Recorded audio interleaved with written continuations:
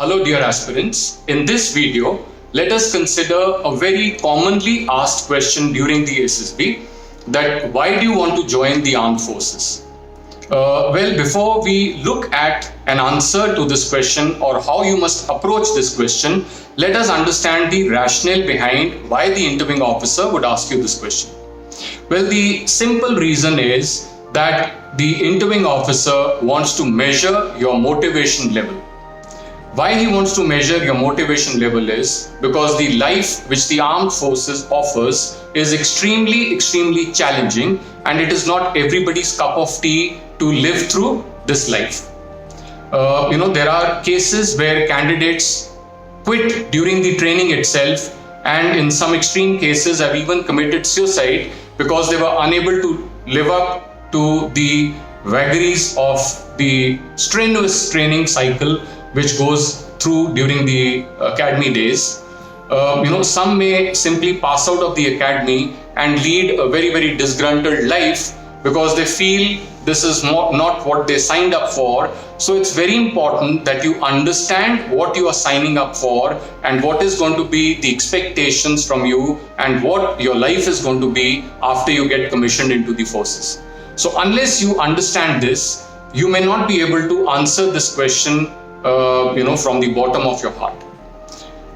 To be honest, this question was asked to me also some 36 years back during my SSB.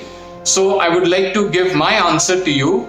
Naturally, your answer has to be yours, and you can frame your own answer based on the answer which I am giving to you right now. It may not directly match with the kind of person that you are, but yes, on these lines you can frame your own answer.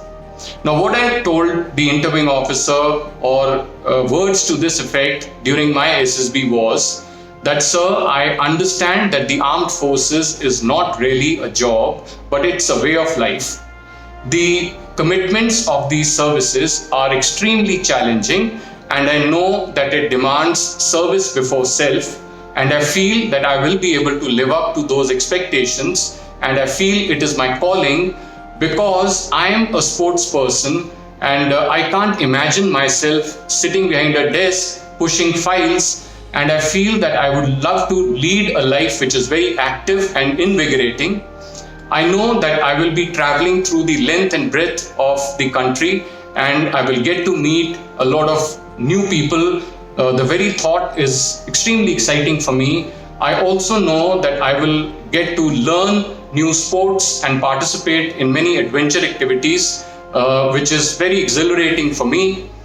I also know that the armed forces offers a very closely knit social setup where it is one for all and all for one, and I feel that I can integrate with such kind of a setup very easily. Lastly, the financial security which the armed forces offers is enough to lead a dignified life, and the status attached with the uniform is simply matchless. So there is no better way to live a life of honor and pride which is deeply respected by the civilian counterparts.